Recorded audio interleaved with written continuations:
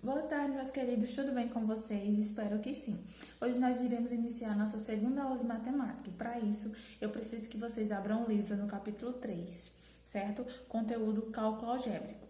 Vejam só, a álgebra, na sua linguagem simbólica, faz o uso de letras que representam valores desconhecidos em expressões algébricas, fórmulas e equações. A aplicação da álgebra, por meio dos chamados modelos matemáticos, visa analisar fenômenos e situações provenientes de cada campo de conhecimento e, usando a linguagem própria, solucionar os problemas inerentes a cada um. Então, vamos para o exemplo, certo? Venham comigo. Vejam só, na álgebra vocês vão ver modelos de linguagem matemática e linguagem corrente, certo? Em algumas questões que vocês vão encontrar no decorrer do fundamental, vocês vão ver que ela vai dar a linguagem matemática, certo? E vai pedir para vocês escreverem na linguagem corrente. É meio que um modelo de quando você está aprendendo a escrever por extenso um número. Lembram disso? Quando eu dou o número 278 e eu quero por extenso. E vocês sabem que aquele número é 278, mas vocês vão escrever. A mesma coisa acontece na álgebra, certo? Aqui nós temos a linguagem matemática e nós temos também que aprender a escrever ela na linguagem corrente. E assim, o inverso, certo? Então, vê, aqui eu tenho 2, abre parênteses, x mais 1, fecha parênteses. Certo? E o que quer dizer isso? O dobro da soma de um número com uma unidade. Então, vocês vão dizer, mas Larice, por que o número não apareceu? Simples, porque toda vez que você tiver uma letrinha, quer dizer que ali existe um número pelo qual você vai fazer a soma e descobrir quem é esse número. Vejam, e para facilitar a compreensão do conteúdo, eu tenho esse outro exemplo, ó. X ao quadrado mais 2. Isso é minha linguagem matemática. E se eu quisesse ele na linguagem corrente, como ficaria? O quadrado de um número acrescido de 2 unidades. Ó, o quadrado de um número acrescido. Toda vez que eu falar acrescido, o que vai remeter a isso? Vocês vão lembrar, acrescido é algo que acrescenta. Então, eu posso trocar essa palavra por adicionado, certo? Porque vocês vão lembrar que acrescido é uma adição, porque está acrescentando no valor. Então, o quadrado de um número acrescido de 2 unidades. Ó, vejam só. Aí vocês podem também encontrar situações onde eles vão disponibilizar a linguagem corrente e vão pedir para vocês transformarem em linguagem matemática ou sentença matemática. Então, aí eu vou disponibilizar esse outro exemplo, vê só. A metade de um número acrescido, somado, adicionado, de 2 unidades é igual ao seu dobro. Então, vocês vão ter que ir lendo e representando essas informações com letras e números, tá? Então, vê, a metade de um número, que eu não sei quem é esse número, está representado aqui, ó. A metade de um número, certo? Tudo que eu divido por 2 não é a metade. E toda vez que eu não souber quem é o número, eu vou representar ele por uma letra. Geralmente, a gente representa por X, por Y, são as letras mais usadas. Certo? Então, a metade de um número acrescido, aí eu vou e adiciono o sinalzinho de mais. Ó, acrescido de 2 unidades. Então, a metade de um número acrescido de 2 unidades, vou adicionar o 2, é igual, acrescento o sinal de igualdade, ao seu dobro. Então, quem é meu dobro? É 2 vezes o número que eu não sei. E aí, eu formo a minha linguagem matemática ou a minha sentença matemática, seguindo o contexto da questão, certo? Então, vocês podem encontrar tanto a expressão, a linguagem matemática para transformar ela em corrente, quanto vocês podem encontrar a linguagem corrente e transformar ela em linguagem matemática ou sentença matemática. Vejam só.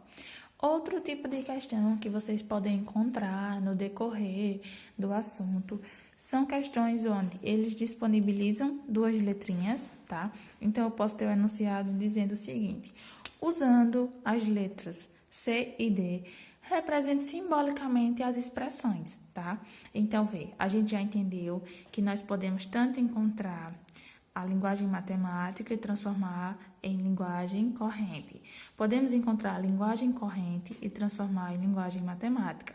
E nós também podemos encontrar apenas letras e transformar elas em linguagem matemática, certo? Dessa vez, eu não vou utilizar números, eu só vou utilizar letras e expoentes, tá? Então, aqui vocês já estão vendo a resposta, mas eu vou explicar. A minha letra A diz assim: o quadrado das somas. Então, as minhas somas está no plural e eu não sei quais são os números que eu vou somar e depois elevar ao quadrado. Então, se eu estou falando de somas, eu estou utilizando dois números. Para isso, eu tenho as letras C e D, tá? Então, a soma eu coloco dentro de um parênteses porque primeiro ele diz o quadrado das somas. Então, eu tenho logo que somar para depois elevar ao quadrado. E aqui já está a minha resposta. Eu já transformei isso em expressão matemática, tá? E na letra B ele diz assim: a soma dos quadrados. Então, eu vou ter que fazer as duas letras que eu não sei os valores, cada um ao quadrado, e vou somar. Então, C ao quadrado mais D ao quadrado. A soma dos quadrados. Então, vocês têm que ler e que interpretar da maneira que a questão realmente está pedindo. Vejam que há uma diferença. O quadrado das somas. Então, eu primeiro tenho que colocar num parênteses e a minha soma eu elevo ao quadrado. E aqui que é a soma dos quadrados, tá?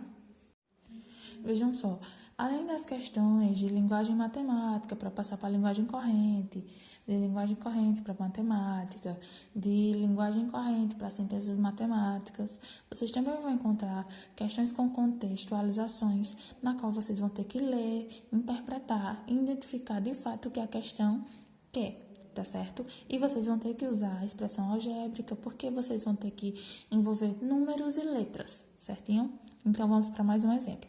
Uma corrida de táxi custa R$3. A bandeirada mais 25 centavos por quilômetro rodado. Qual é o custo de uma corrida de 10 quilômetros? Primeira coisa, vocês vão identificar quais são os valores fixos e quais são os valores variáveis, tá certo? A corrida de táxi, ela tem um valor fixo de R$3 e diz também que a cada quilômetro rodado vai ser cobrado 25 centavos a mais, tá certo? E que essa corrida, ela foi de 10 quilômetros. Então, vocês vão usar essa fórmula, tá?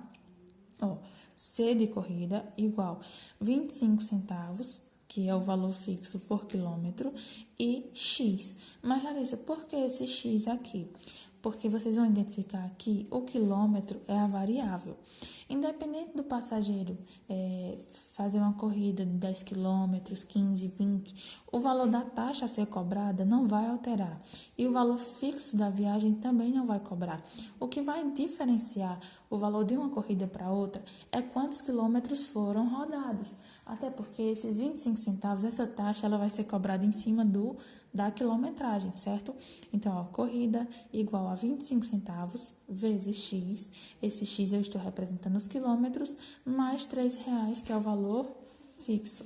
Então, a corrida é igual a 25 centavos vezes 10 mais 3, certinho? Então, minha corrida...